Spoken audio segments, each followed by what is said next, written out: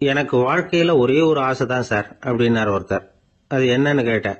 ஆசைகளை ஒழிச்சுடணுங்கிறது தான் என்னோட ஆசை அப்படின்னார். இப்படி ஆசைகளை ஒழிக்க வேண்டும் அப்படிங்கறதையே ஒரு ஆசையா கொள்றது அபத்தம் அப்படிங்கிறார் ஒரு பெரியவர். இது மாதிரி ஆசைகளை ஒழிக்க ஆசைப்பட்டா அந்த நோக்கம் நிறைவேறாதான். அந்த முயற்சியால புதுசா சில துன்பங்கள் தான் சேருமா. அதுல புதுசா ஒரு ஆசை தலை தூக்கும் அப்படிங்கிறார் அவர். ஆசைகளை தானா விழ வச்சுடலாம். அதுக்கு வழி என்ன தெரியுமா? எந்த ஒரு ஆசையையுமே பூரணமா நிறைவேற்றிக் கொள்ள முடியாதுங்கிறத உணரணும். அதை உணர்ந்தா ஆசைகள் தானா விழுந்துரும்.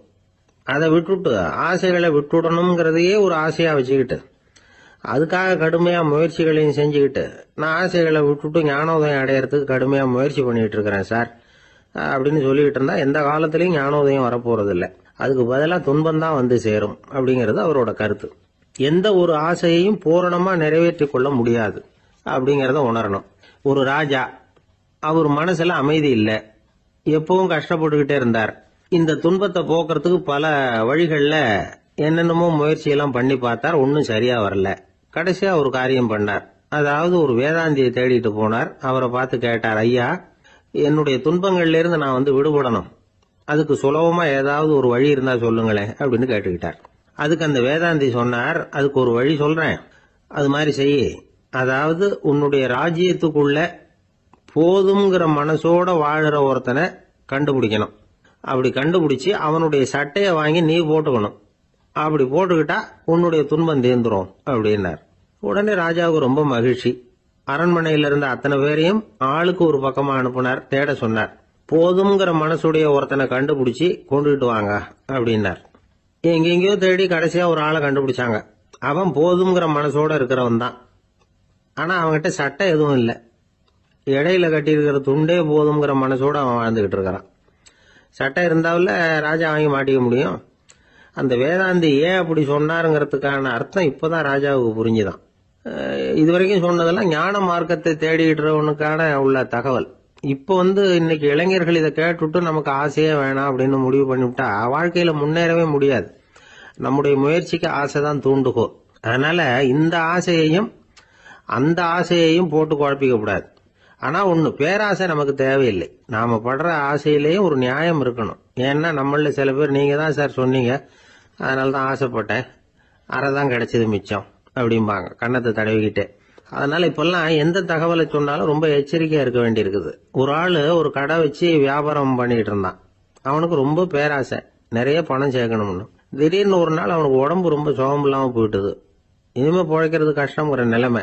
மரணப்படுகையில இருக்கிறான். சொந்தக்காரங்கள்லாம் சுத்தி உட்கார்ந்து இருக்கிறாங்க. இவன் மெதுவா கண்ணை திறந்து பாக்குறான்.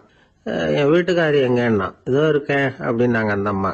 பசங்கள்லாம் எங்கேங்கிறான். இதோ பக்கத்துல தான் நின்றுட்டு இருக்கிறோங்கிறாங்க. பொண்ணுங்க எங்கேங்கிறான். எல்லாம் இங்கதான் இருக்கிறோம் அப்படிங்கிறாங்க. எல்லாம் இங்கதான் பக்கத்துல தான் இருக்கோம், நீங்க கவலைப்படாதீங்கன்னு சொல்றாங்க எல்லாம். அவன் மெதுவா கஷ்டப்பட்டு வாயை திறந்து, அட பாவீங்களா, எல்லாரும் இங்க இருந்தா அங்க கடையை யாரு கவனிக்கிறது அப்படின்னா. எனக்கு தெரிஞ்ச ஒருத்தர் இருக்கார். அவரு ஒரு பெரிய காவல்துறை அதிகாரி, ரொம்ப கண்டிப்பானவர். அவரை கண்டாவே எல்லாரும் பயப்படுவாங்க. அப்படிப்பட்டவர் வீட்டுக்கு போனா அப்படியே அடியோட மாறிடுவார். அங்க போய் பாத்தீங்கன்னா குழந்தைகளோட குழந்தையா அவர் விளையாடிட்டு இருப்பார். அலுவலக சமயத்துல பாத்தீங்கன்னா குதிரை முதுகுல அவர் உட்கார்ந்துருப்பார். வீட்டுல பாத்தீங்கன்னா அவர் முதுகுல குழந்தை உட்காந்துருக்கும். அவரு குதிரை மாதிரி போயிட்டு இருப்பார். இது எப்படிங்க முடியுது உங்களால அப்படின்னு கேட்டாங்க. அது ஒண்ணுமில்ல, இங்க வீட்டுக்கு வந்த உடனே என்னோட மனசை தனியா எடுத்து வச்சிருவேன் அப்படின்னார். அது என்னங்க உங்க சட்டப்பையிலையா இருக்குது மனசு, அது தனியா எடுத்து வைக்கிறதுக்கு அப்படின்னு கேட்டாங்க. அப்படி இல்லைங்க, இது ஒரு பயிற்சி, மனப்பயிற்சி, அவ்வளவுதான் அப்படின்னார். இப்படி சமயம் பார்த்து மனசை தனியா வச்சுவிட தெரிஞ்சவங்க வாழ்க்கையில எப்பவும் உற்சாகமா இருப்பாங்க அப்படிங்கிறது பெரியவங்க கருத்து. ஒரு டாக்டர் ஆஸ்பத்திரியில் இருக்கிற வரைக்கும் டாக்டரா இருக்கலாம். அவர் மனைவிகிட்டையும் அவர் டாக்டரா இருக்க வேண்டிய அவசியம் இல்லை. ஒரு வக்கீல் கோர்ட்ல இருக்கிற வரைக்கும் வக்கீலா இருக்கலாம். வீட்டுக்கு வந்ததுக்கு அப்புறமும் வக்கீலா இருக்க வேண்டிய அவசியம் கிடையாது. வீட்டுல குழந்தைகள் கிட்ட விளையாடும் பொழுதும் அதுகள்கிட்ட ஃபீஸ் கேட்டுக்கிட்டு இருக்க கூடாது. நாம எப்படி இருக்கணும்னு பெரியவங்க சொல்றாங்கன்னா, மனசோட சேரப்படாதான். அப்படி சேராம வாழ்க்கையை கவனிக்கணுமா. மனசை அப்படியே தனியா எடுத்து பக்கத்துல வச்சுடணும். அப்படின்னா அதை அப்படியே தூக்கி எறிஞ்சுடு அப்படின்னு அர்த்தம் இல்லை. ஏன்னா மனசுங்கிறது நமக்கு உபயோகப்படக்கூடிய ஒண்ணுதான். எப்போ எப்போ அது தேவையோ அப்பப்போ எடுத்து உபயோகப்படுத்திக்கணும். தேவைப்படுறப்போ எடுத்து கண்ணாடியை மாட்டிக்கிறோம்ல, படிக்கும் பொழுது கண்ணாடி தேவைப்படுது எடுத்து மாட்டிக்கிறோம் இல்லையா, அது மாதிரி கணக்கு போடுறதுக்கு மனசு தேவை. கடைக்கு போய் ஒரு பொருள் வாங்குறோம், காசு கொடுக்குறோம், மீதி சில்லறை சரியா இருக்கா அப்படின்னு எண்ணி பார்த்து வாங்க வேண்டியிருக்கு. அந்த சமயத்துல மனசை எடுத்து தனியா வச்சுட்டேன் அப்படின்னு சொல்லிட்டு இருக்கக்கூடாது. பரீட்சைக்கு படிக்க வேண்டியிருக்குது, படிச்சதையெல்லாம் அப்படியே நினைவுல வச்சுக்க வேண்டியிருக்கு, அந்த சமயத்துல மனசை தூக்கி எறிஞ்சுட்டேன் சார் அப்படின்னு சொல்லிட்டு இருக்கக்கூடாது. அப்படி சொன்னா பரீட்சை நம்மளை தூக்கி எறிஞ்சிடும். அதனால தேவைப்படுறப்போ மனசை உபயோகப்படுத்தணும், தேவையில்லாதப்போ அது தனியா ஓய்வு எடுத்துக்க விட்டுடணும். இப்படி நாம பழக்கப்படுத்திக்கிட்டா வாழ்க்கைங்கிறது நமக்கு புதுசா தெரியுமா. மனசுக்கும் ஒரு சக்தி கிடைக்கும். எந்திரங்களுக்கு ஓய்வு கொடுக்கற மாதிரி மனசுக்கும் ஓய்வு கொடுக்கணும், இல்லைன்னா அது களைச்சு போயிடும். குழந்தைகள் மனசை சுமந்துகிட்டு இருக்கிறது இல்ல. இது முதியவர்கள் குழந்தைகள் கிட்டே இருந்து கத்துக்க வேண்டிய ஒரு பாடம். ஆனாலும் இந்த கால குழந்தைகள் கிட்ட ரொம்ப எச்சரிக்கையா இருக்க வேண்டியிருக்கு. ஒரு தாத்தாவும் பேரனும் விளையாடிக்கிட்டு இருக்கிறாங்க. தாத்தா எனக்கு சைக்கிள் ஓட்ட கத்து கொடு அப்படிங்கிறான் பேரன். சைக்கிள் உயரம் கூட இல்ல, அதுக்குள்ள சைக்கிள் ஓட்டணுமா அப்படின்னாரு தாத்தா. ஏன் தாத்தா, ரயில் ஓட்டுறாரு, அவர் என்ன ரயில் நீளமா இருக்கார் அப்படின்னு கேட்டானா. அசோக மன்னர் வந்துகிட்டு இருக்கார். அவருடைய ஆலோசகர்கள் எல்லாம் பக்கத்துல வந்துகிட்டு இருக்கிறாங்க. அந்த சமயத்துல எதிரில் ஒரு புத்த பிக்ஷு வர்றார். அசோகர் பாக்குறார். ஓடி போய் அவர் காலில் விழுந்து வணங்குறார். அசோக மன்னரின் தலை அந்த புத்த துறவியின் பாதத்துல பட்டுக்கிட்டு இருக்கு. பக்கத்துல நின்றுகிட்டு இருந்த அமைச்சருக்கு இது ரொம்ப சங்கடமா போச்சு. ரொம்ப வருத்தப்பட்டார்.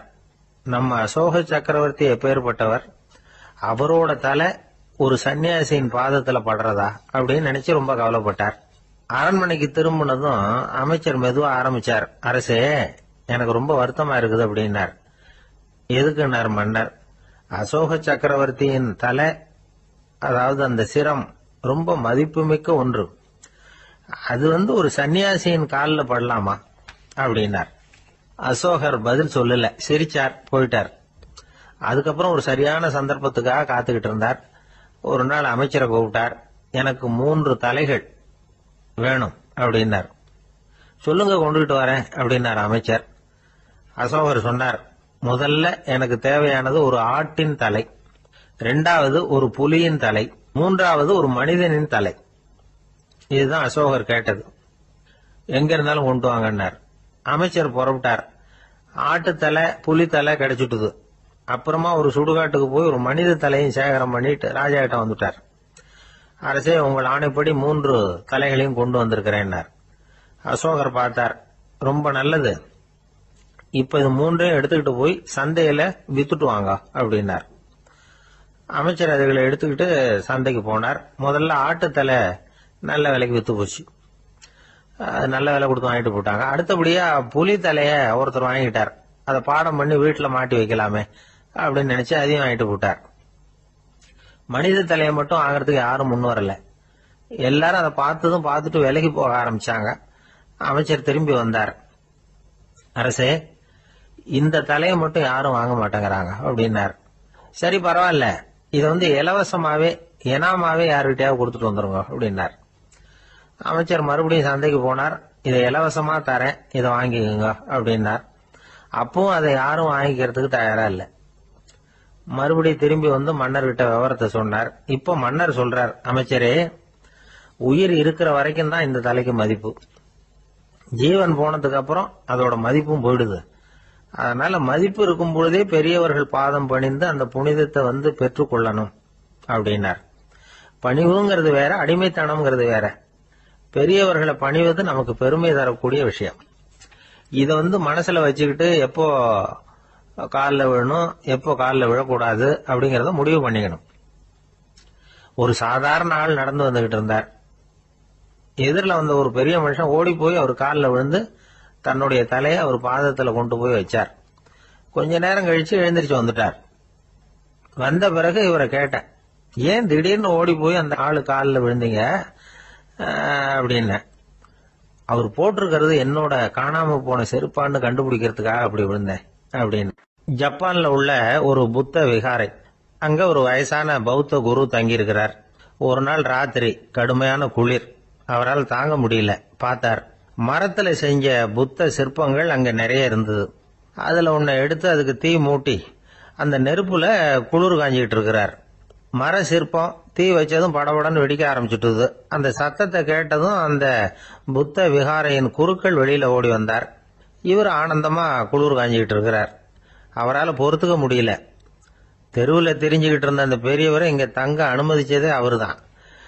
இவர் இப்படி பண்றாருன்னு நினைச்சுக்கிட்டே அவரை கோபமா பார்த்தார். ஏன் இப்படி கோபமா பாக்குறீங்க, இப்படி வந்து உட்காருங்க அப்படிங்கிறாரு இவர். அவருக்கு இன்னமும் கோபம் வந்துட்டுது. எங்கள் கடவுளை வந்து எரிச்சுட்டீங்களே அப்படின்னு சத்தம் போட்டாராம். அப்படியா அப்படின்னு கேட்டுக்கிட்டே அந்த சாம்பலை கிளறினார் இவர். என்ன செய்யறீங்கன்னு கேட்டிருக்காரு அவர். நான் எலும்புகளை தேடுறேன்னாராம். நீங்க ஒரு பைத்தியம், இது ஒரு மர சிற்பம், இதுல எலும்புகள் கிடையாது அப்படின்னாராம். அவருக்கு கோபம் வந்துட்டுது. உடனே வெளியில போங்கன்னு கத்தியிருக்காரு. வெளியில தள்ளி கதவையும் சாத்தி விட்டாராம். மறுநாள் காலையில கதவை திறந்து பார்த்தா அந்த வயசான பெரியவர் ஒரு மைல்கல் மேல சில காட்டு பூக்களை வச்சு புத்தம் சரணம் கச்சாமின்னு சொல்லிக்கிட்டே இருக்கிறார். இவருக்கு சந்தேகமா போட்டுது. கிட்ட போனார். என்ன செஞ்சுக்கிட்டு இருக்கீங்கன்னு கேட்டார். இது என்னுடைய காலை நேர பிரார்த்தனைனாராம். நிஜமாவே நீங்க ஒரு பைத்தியமா தான் இருக்கணும், ஏன்னா அது ஒரு மைல்கல் அப்படின்னாராம். இப்ப அந்த பெரியவர் சொன்னாராம், நீங்க ஒரு மரத்தை புத்தரா நினைக்கும் பொழுது நான் ஏன் ஒரு மைல்கல்ல புத்தரா நினைக்கக்கூடாது? நான் வந்து புத்தரை எரிக்கலாம், ஏன்னா அவரை நான் நேசிக்கிறேன். அந்த சிற்பம் வந்து மரத்தால் ஆனதுங்கிறது எனக்கு தெரியும். நான் ஒரு மைல்கல்ல தொழலாம், ஏன்னா அது எனது பூக்களை தாங்குது. நான் இந்த மைல்கல்லுக்குள்ள மறைஞ்சிருக்கிற புத்தரை பார்க்கிறேன். யாராவது ஒரு சிற்பி இதை சிலையாக்கினாதான் நீங்க புத்தரை பார்க்க முடியும். அன்னைக்கு ரொம்ப குளிரா இருந்தது. நான் எனக்குள்ள இருக்கிற புத்தரையும் பாதுகாக்கணும். உள்ளே இருக்கிற புத்தரை காப்பாத்துறதுக்காக வெளியில உள்ள புத்தரை எரிக்கலாம், அதுல ஒன்றும் தப்பு இல்லை. அது அவருடைய போதனையிலேயே இருக்கு. உனக்குள் ஜோதியாக இரு அப்படிங்கிறது அவருடைய போதனை. என்னுடைய புத்தர் வந்து குளிர்ல நடுங்கிட்டு இருந்தார். அந்த மர சிற்பங்கள் வெயில் மழையில உணர்ச்சி இல்லாம இருந்தது, அதனால அப்படி பண்ணினேன். ஆனா நீங்க என்ன பண்ணீங்க? நான் ஒரு மர புத்தரை எரிச்சதுக்காக உயிருள்ள புத்தரை வெளியில தள்ளி கதவை சாத்தினீங்க அப்படின்னாரா அந்த பெரியவர். உண்மையான பக்திங்கிறது இதுதான். அதாவது உனக்குள் ஜோதியாக இரு அப்படின்னு புத்தர் சொன்னார் இல்லையா, அது மாதிரி தனக்குள் ஜோதியாக இருக்கிற இந்த காலத்து ஆசாமிகள் நிறைய பேர் உண்டு. எப்பவும் போதையிலேயே இருக்கிறவங்க. ஒரு நாள் நடு ராத்திரி ஒரு மது கடையில ஒரு ஆள் அங்குள்ள சிப்பந்திகள் கிட்ட கேட்டுட்டு இருக்கிறான். மறுபடியும் இந்த கடை எப்போ திறப்பாங்கன்னு கேட்டானா. நாளைக்கு காலையில 8 மணிக்கு திறப்பாங்க அப்படின்னு நானா அங்க இருந்த ஆள். அவன் திருப்பி திருப்பி அதையே கேட்டுக்கிட்டு இருக்கான். இவனுக்கு பதில் சொல்லி சொல்லி அழுத்து போச்சு. அதான் சொல்றேன் ஐயா, நாளைக்கு காலையில வா அப்படின்னாங்களாம்.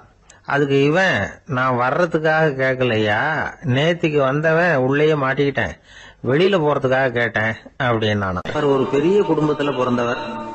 இருக்கிற சொத்துக்கள் எல்லாத்தையும் வாரி வழங்கி விட்டு காட்டுக்கு புறப்பட்டார் தவம் செய்யறதுக்காக. இருந்தது ஊராவும் கொடுத்துட்டார். இனிமே எதுவுமே இல்லை கொடுக்கறதுக்கு. அப்போ கடைசியா ஒருத்தன் வந்து கையை நீட்டினானா. ஐயா ஏதாவது கொடுங்கன்னு இருக்கான். அவர் பார்த்தார். கட்டி இருக்கிற வேட்டியை தவிர வேற எதுவுமே இல்லை. 8 முழம் பட்டு வேட்டி, ஜரிகை கரையோடு இருக்குது. கடைசியா அதை தான் எடுத்துக்கிட்டு அவர் புறப்பட்டு இருக்கார். அவர் பார்த்தார். எதிரில் அவன் பரிதாபமா நின்றுட்டு இருக்கிறான். அந்த 8 முழ வேட்டியை 2ஆ கிழிச்சார். 4 முழத்தை அவன்கிட்ட கொடுத்தாரு. மீதி 4 முழத்தை தன்னுடைய இடுப்புல கட்டிட்டு அவர் காட்டுக்கு போயிட்டார். இவன் என்ன பண்ணான் தெரியுமா? கையில கிடைச்ச 4 முழத்தை எடுத்துக்கிட்டு கடை வீதிக்கு போனான். பழைய பட்டு வேட்டி ஜருகை இதெல்லாம் விலைக்கு வாங்குற வணிகர் ஒருத்தர் இருக்கார். அவர்கிட்ட போனான். இதை விலைக்கு எடுத்துக்கிறீங்களா அப்படின்னு கேட்டிருக்கான். அவர் வாங்கி பார்த்திருக்கார். ஆஹா, இது ரொம்ப அருமையான வேட்டி, விலை உயர்ந்த ஜருகை, இது ஏது உனக்கு அப்படின்னு கேட்டாரான். அவன் நடந்தது சொல்லியிருக்கான். அப்படின்னா ஒண்ணு செய்ய, இந்த வேட்டியோட இன்னொரு பாதியையும் மெதுவா வாங்கிட்டு வந்துரு, உனக்கு நிறைய பணம் தர்றேன் அப்படின்னாரான் அந்த வணிகர். இவன் கொஞ்சம் யோசனை பண்ணி பார்த்தான். கொஞ்சம் இருங்கட்ட வந்துடுறேன் அப்படின்னு சொல்லிவிட்டு நேரா காட்டுக்கு போனான். அவர் எங்க இருக்காருன்னு தேடி கண்டுபிடிச்சான். அவர் ஒரு இடத்துல தவக்கோலத்துல இருக்கிறார். கட்டியிருந்த இடவேட்டியும் அவர் அறியாமல் நழுவி கீழே விழுந்து கிடக்குது. இவனுக்கு ரொம்ப வசதியா போச்சு. அவரை கேட்க வேண்டிய அவசியமே இல்லை. மெதுவா சத்தம் போடாம அடி மேல அடி வச்சு நெருங்கினான். அவர் கண்ணை மூடிக்கிட்டு அவர் பாட்டு நின்றுட்டு இருக்கிறார். இவன் மெதுவா போய் கீழே கிடந்த அந்த துணியை எடுத்துக்கிட்டு சத்தம் போடாம திரும்பி நடந்தான். ஒரு 2-3 அடி எடுத்து வச்சிருப்பான். அப்படி ஓட ஆரம்பிக்கிற சமயத்துல அவன் காலில் கீழே கிடந்த முள்ளு ஒண்ணு நறுக்குன்னு தச்சு விட்டுது. வலி தாங்க முடியாம அம்மான்னு கத்திருக்கான். இந்த சத்தத்தினால கண்ணை மூடி நின்றுகிட்டு இருந்த அவரோட தவம் கலைஞ்சது. மெல்ல கண்ணை திறந்து பார்க்கிறார். தன் இடையில இருந்த வேட்டி அவன் கையில இருக்கு. இப்ப அவர் நினைக்கிறார், என்ன நினைக்கிறாருன்னா, இந்த வேட்டி மீது நான் வைத்த ஆசையல்லவா அவனை திருடனாக ஆக்கி விட்டது அப்படின்னு நினைச்சாராம். இந்த வேட்டி மேல நாம வச்ச ஆசை அவனை திருடும்படி ஆக்கி விட்டதே அப்படின்னு நினைச்சாராம். இது எப்பேற்பட்ட மனநிலை அப்படிங்கறத கொஞ்சம் யோசனை பண்ணி பாருங்க. தான் ஒரு பொருள் மேல வச்ச பற்று இன்னொரு மனிதன் திருடனாக ஆகிறதுக்கு காரணம் ஆயிட்டுதேன்னு நினைக்கிறார். அப்படி நினைச்ச அந்த பெரியவர் யார் தெரியுமா? அவர் தான் மகாவீரர். இழந்துட்டேங்கிறிய, நீ என்னத்தை கொண்டுகிட்டு வந்த எங்க இழந்துடுறதுக்கு? நீ என்னத்தை உண்டாக்குன இது அழிஞ்சுட்டுதுன்னு சொல்றதுக்கு? இதுதான் அவருடைய சிந்தனை. இன்றைக்கு நம்ம சிந்தனையெல்லாம் வேற மாதிரி இருக்குது. ஒருத்தன் நடுத்தருவில் உட்காந்து அழுதுகிட்டு இருந்தான். அந்த வழியா வந்தவர் ஒருத்தர், ஏன்பா அழறேன்னு கேட்டாராம். 5 ரூபா சார், இந்த இடத்துல விழுந்துட்டுது, ரொம்ப நேரமா தேடுறேன், கிடைக்காது போல இருக்கு அப்படின்னு சொல்லிவிட்டு அழறான். எப்போ தொலைஞ்சதுன்னு கேட்டாராம் அவரு. அது எனக்கு தெரியாது சார், பணத்தை தொலைச்சவன் தேடி பார்த்துட்டு போயிட்டான், நான் அவனுக்கு பின்னாடி தேட வந்தவன் அப்படின்னு நானா. இவன் ஒரு ரயில் வேகமா போயிட்டு இருக்கு. அது ஒரு ரயில்வே ஸ்டேஷன்ல கொஞ்ச நேரம் நின்னுது. அப்போ அதுல ஒரு ஆள் ஏறினார். தலையில ஒரு மூட்டையை வச்சிருந்தார். மூட்டையை தலையில சுமந்துகிட்டே உள்ள வந்தாரு. மூட்டையை தலையில சுமந்துகிட்டே ஒரு இடத்துல உட்கார்ந்தார். ரயில் மறுபடியும் புறப்பட்டது. இவர் தன் தலையில இருந்த மூட்டைய கீழே இறக்கி வைக்கணும்ல, வைக்கல, சுமந்துகிட்டே வர்றார். எதிரில் உட்கார்ந்து இருந்தவர் கேட்டார், ஏங்க ஏன் இப்படியே உட்கார்ந்து இருக்கிறீங்க தலையில மூட்டையை வச்சுக்கிட்டு? மூட்டையை கீழே இறக்கி வைக்கலாமே அப்படின்னார். வேணாங்க, பாவம், தலையில இருக்கிற மூட்டையை இறக்கி ரயில்ல வச்சா ரயிலுக்கு பாரம் அதிகமா இருக்கும் அப்படின்னார் அவரு. இப்படி ஒரு ஆளை பார்த்தா நமக்கு சிரிப்பு தான் வரும். ஏன்னா ரயிலுங்கிறது அந்த மூட்டையையும் சேர்த்து சுமந்துக்கிட்டு தான் போகுது. அவன் அந்த மூட்டையை தலையில வச்சிருந்தாலும் ஒண்ணுதான், தரையில வச்சிருந்தாலும் ஒண்ணுதான். அதனால ரயிலுக்கு எந்த மாற்றமும் ஏற்பட போறதில்ல. அதே மாதிரிதான் நம்ம மனமும். இதுவும் ஒரு தேவையில்லாத சுமை, அனாவசியமா சுமந்துகிட்டு இருக்கிறோம். இத கீழே இறக்கி வச்சுட்டா வாழ்க்கை பிரயாணம் சுகமா இருக்கும். ரயில் பிரயாணம் பண்ற அந்த ஆள் மூட்டையை சுமக்கிறான், வாழ்க்கை பிரயாணம் பண்ற நாம மனசை சுமக்கிறோம். இது ரெண்டுக்கும் எந்த வித்தியாசமும் இல்லை. மனசை கீழே இறக்கி வச்சுட்டா பாரம் இல்லாமல் வாழலாம், பறவைகள் மாதிரி பறக்கலாம், குழந்தைகள் மாதிரி கள்ளங்கபடம் இல்லாம வாழலாம். இந்த வெளி உலகத்துல நாம நிலை பெற்று இருக்கணும், வேரூன்றி இருக்கணும். அதே சமயம் நம்முடைய உள் வெளியில ஆன்மீக வாழ்க்கையில பாரம் இல்லாம இருக்கணும். அப்போ பறக்கணும், நதியை போல ஓடணும், மிதக்கணும், பயணம் சுகமா இருக்கும், களைப்பு தெரியாது, கவலை தெரியாது. ஒரு சீடன் போதி தர்மரை நாடி வந்தான். குருவே, நீங்கள் என்ன வெறுமையாக இருக்க சொன்னீங்க, நான் இப்ப மறுபடியும் வெறுமையானவன் ஆகிட்டேன், அதனால இப்ப என்ன செய்ய சொல்றீங்க என்ன அப்படின்னு சொல்லி நின்னான். உடனே அந்த குரு பக்கத்துல இருந்த ஒரு குச்சியை எடுத்து அவன் தலையில அடிச்சு, போய் அந்த வெற்றுத்தன்மையையும் வீசி எறிந்து விட்டு வா அப்படின்னார். நான் இப்போ காலியா இருக்கிறேன்னு ஒருத்தன் சொல்றான்னு வச்சுங்க, அது உண்மை இல்லை. ஏன்னா இன்னமும் அதுல நான்கிற எண்ணம் இருக்குது. எந்த சிந்தனையும் இல்லாம இருக்கிறது கடினம் தான். ஆனாலும் மனிதன் அதுல உள்ள நுட்பத்தை புரிஞ்சுக்கிட்டான்னா இவ்வளவு தூரம் தூக்கி சுமந்துக்கிட்டு வந்த அந்த மனதின் முட்டாள்தனத்தை அவனே பார்த்துட்டு சிரிப்பான். இதுதான் பெரியவங்க சொல்லியிருக்கிற ஆலோசனை. நம்மால் ஒருத்தன் தலையில ஒரு பெரிய மூங்கில் கூடையோட ரயில்ல உட்கார்ந்தான். கூடை தலையில இருந்தது, கீழே இறக்கி வைக்கல. எதிரில் இருந்தவர் கேட்டார், ஏங்க எதுக்காக அதை அனாவசியமா சுமந்துகிட்டே இருக்கீங்க, கீழே இறக்கி வைங்களேன்னார். இல்லைங்க, நான் வீட்டை விட்டு புறப்படும் பொழுதே என் பையன் சொல்லிவிட்டான் கூடைய தலையை விட்டு இறக்கப்படாதுன்னு அப்படின்னார். அவன் சின்ன பையன், விவரம் இல்லாம சொல்லியிருப்பான். இப்ப என்ன நேரில் வந்தா பாத்துக்கிட்டு இருக்கிறான், நீங்க இறக்கி வைங்கன்னார் அவர். அவன் நேரில் பாத்துக்கிட்டு இல்ல, இருந்தாலும் நான் இந்த கூடையை கீழே இறக்கி வச்சா அது அவனுக்கு தெரிஞ்சிரும் அப்படின்னாரு இவர். அது எப்படின்னாரு அவர். அவன் தனக்கு டிக்கெட் வாங்க வேணாம்னு சொல்லி இப்ப இந்த கூடைக்குள்ளதான் உட்கார்ந்துருக்கிறான் அப்படின்னு. ஒரு ஏரி ஓரமா 2 பசங்க நடந்து போயிட்டு இருக்கிறாங்க. அதுல ஒருத்தன் பணக்கார வீட்டு பையன், இன்னொருத்தன் ஏழை. இவங்க 2 பேரும் போயிட்டு இருக்கிறாங்க. வழியில ஒரு இடத்துல ஒரு ஜோடி செருப்பு இவங்க கண்ணுல படுது. ஒரு விவசாயி அந்த செருப்பை அங்க விட்டுட்டு பக்கத்துல இருந்த ஏரியில கை காலை கழுவிட்டு இருக்கிறார். உடனே அந்த பணக்கார பையனுக்கு ஒரு ஐடியா. அவன் சொன்னானா, டேய், இப்போ ஒரு வேடிக்கை செய்யலாம். அந்த செருப்பு ரெண்டையும் தூக்கி எட்டத்துல வீசி எரிஞ்சிருவோம். அந்த ஆள் வந்து பார்த்துட்டு செருப்பை தேடி அல்லாடுவான், அங்கேயும் இங்கேயும் ஓடுவான், திரு திருன்னு முழிப்பான். அதை பார்த்து நாம ரசிக்கலாம், நல்ல தமாஷா இருக்கும் அப்படின்னு இருக்கான். இப்படி சொல்லிவிட்டு அந்த செருப்புகளை தூக்கத்துக்கு போனானா. கொஞ்சம் பொறு அப்படின்னானா அந்த ஏழை பையன். ஏன்னு கேட்டிருக்கான் அவன். இப்போ அந்த ஏழை பையன் சொன்னானா, நீ சொல்றது ஒன்றும் வேடிக்கை கிடையாது. உன்னோட செருப்பு தொலைஞ்சா உன் அப்பா உடனே உனக்கு வேற செருப்பு வாங்கி கொடுத்துருவார். ஆனா அந்த ஆளுக்கு இந்த செருப்பு தொலைஞ்சதுன்னா வேற புதுசா வாங்கறதுக்கு வாயையும் வயத்தையும் கட்டி பணத்தை சேர்க்க வேண்டியிருக்கும். அதனால நான் ஒரு வேடிக்கை சொல்றேன், அது மாதிரி செய், அது இன்னமும் தமாஷா இருக்கும் அப்படின்னு நானா. எப்படி அது சொல்லுன்னு இருக்கான் அவன். செருப்பு ரெண்டும் அது இருக்கிற இடத்துலயே இருக்கட்டும். உன் சட்டை பையிலிருந்து ஒரே ஒரு ரூபாய் நாணயத்தை எடு. அதை அந்த செருப்பு மேல அதோட குதிகால் பகுதியில வச்சுட்டு நாம ரெண்டு பேரும் அந்த மரத்துக்கு பின்னாடி ஓடி போய் மறைஞ்சு நின்னுக்குவோம். அப்புறம் பாரு வேடிக்கை அப்படின்னா. அதே மாதிரி ரூபா காசு செருப்பு மேல வச்சுட்டு இவங்க ரெண்டு பேரும் மறைஞ்சு நின்னுக்கிட்டாங்க. கொஞ்ச நேரத்துல அந்த விவசாயி வந்தார். காலில் உள்ள மண்ணை தட்டிவிட்டு செருப்பை மாட்டுறதுக்காக போனார். அங்கிருந்த காசு கண்ணில் போட்டுட்டுது. அவருக்கு ஆச்சரியமா போச்சு. அதை கையில் எடுத்து பார்க்கிறார். 4 பக்கமும் திரும்பி திரும்பி பார்க்கிறார், யார் இதை வச்சிருப்பான்னு. கடைசியில் ஆகாயத்தை பார்க்கிறார். ஆண்டவா, இது உன்னோட கருணை தான். நீ தான் யாரோ புண்ணியவான் மனசுல தர்மம் பண்ற எண்ணத்தை உண்டாக்கி இருக்கிற. அந்த புண்ணியவான் நல்லா இருக்கணும் அப்படின்னு வாழ்த்தி அந்த காசை கண்ணில் ஒத்திக்கிட்டாராம். மறைஞ்சிருந்து பார்த்துக்கிட்டு இருந்த ஏழை பையன் இப்படி சொன்னான், பாத்தியா, உன்னை புண்ணியவான்னு வாழ்த்தி விட்டு போறார் அந்த ஆள். அவருக்கும் சந்தோஷம், அதை பார்த்து நமக்கும் சந்தோஷம். உனக்கு ரூபாங்கிறது ஒரு பெரிய விஷயம் இல்லை, ஆனா அதனால நமக்கு கிடைச்சிருக்கிற மகிழ்ச்சி ரொம்ப உயர்வானது அப்படின்னு நானா. வேடிக்கையும் கிண்டலும் இது மாதிரி அடுத்தவங்களுக்கு இடைஞ்சலா இல்லாம இருக்கணும் அப்படிங்கிறார் கலைவாணர். ஆனா பாருங்க, அவருக்கே இடைஞ்சலா வர்ற விஷயங்களை கூட அவர் வேடிக்கையா தான் எடுத்துக்கிட்டாராம்.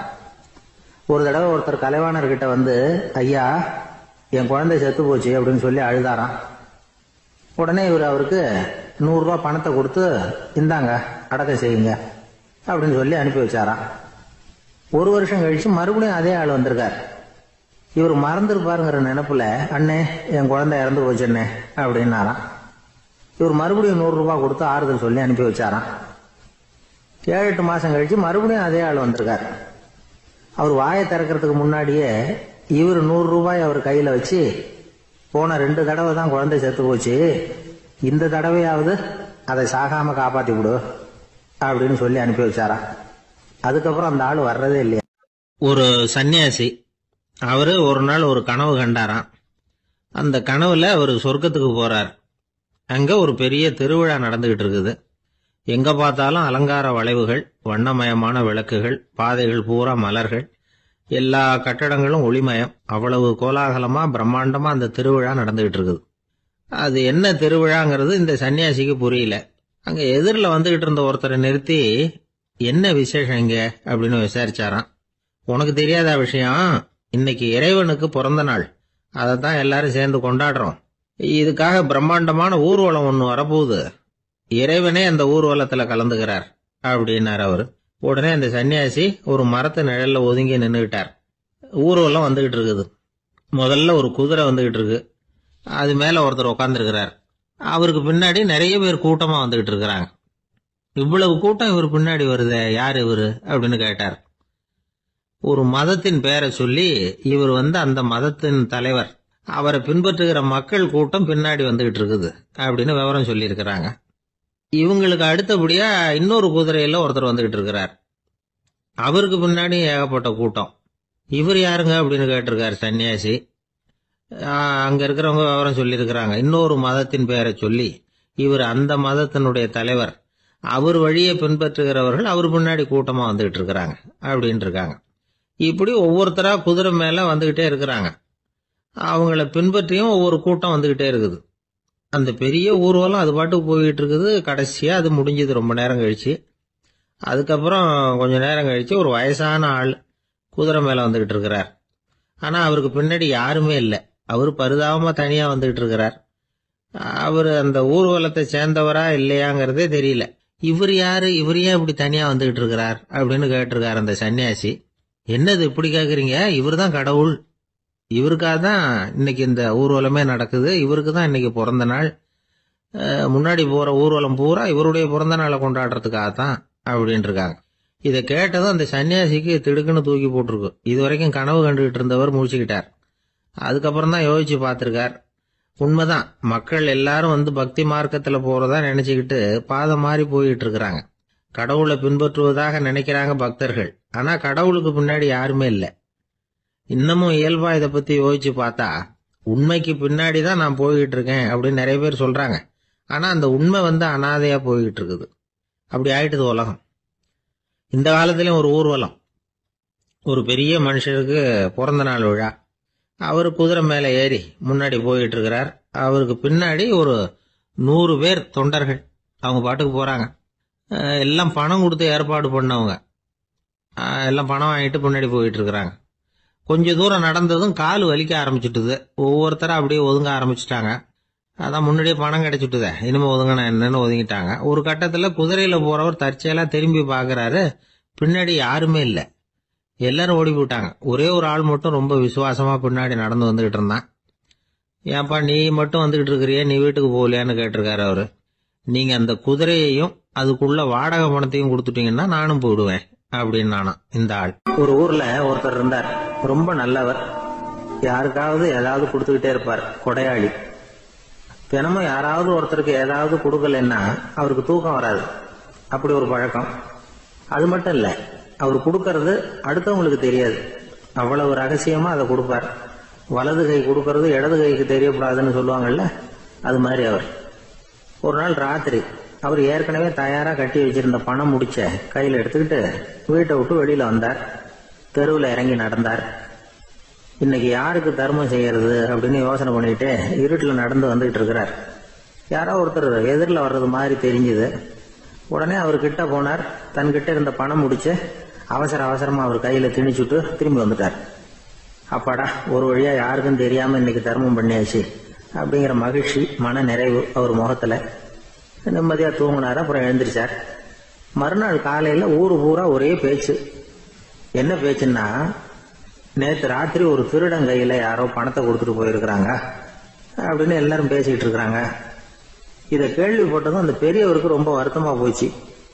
அடடா, போயும் ஒரு திருடனுக்கா உதவி பண்ணிருக்கிறோம், பிரயோஜனம் இல்லாம போட்டுதே அப்படின்னு நினைச்சார். சரி, இன்னைக்கும் யாருக்காவது உதவி பண்ணணும் அப்படின்னு முடிவு பண்ணினார். ராத்திரி நேரம் வந்தது. இவர் வழக்கம் போல தெருவில் இறங்கி நடந்தார். கையில பணம் முடிச்சு. எதிரில் ஒரு பெண் உருவம் மங்களா தெரிஞ்சது. இவர் உடனே அந்த பெண் கிட்ட பணத்தை கொடுத்துட்டு திருப்தியா திரும்பி வந்துட்டார். மறுநாள் காலையில ஊர் பூரா என்ன பேசிக்கிட்டாங்க தெரியுமா? நேற்று ராத்திரி நெறி தவறி நடக்கிற ஒரு பெண்ணின் கையில யாரோ பணத்தை வச்சுட்டு போயிருக்கிறாங்க அப்படின்னு எல்லாரும் பேசிக்கிறாங்க. அடடா, இன்னைக்கும் தவறுதலா நடந்து போச்சு அப்படின்னு ஒரு வருத்தப்பட்டார். இருக்கட்டும், இன்னைக்கு ஏதாவது தர்மம் பண்ணுவோம் அப்படின்னு நினைச்சுக்கிட்டாரு. 3வது நாள் ராத்திரியும் புறப்பட்டார். இப்பவும் எதிரில் ஒருத்தர் வந்தார்.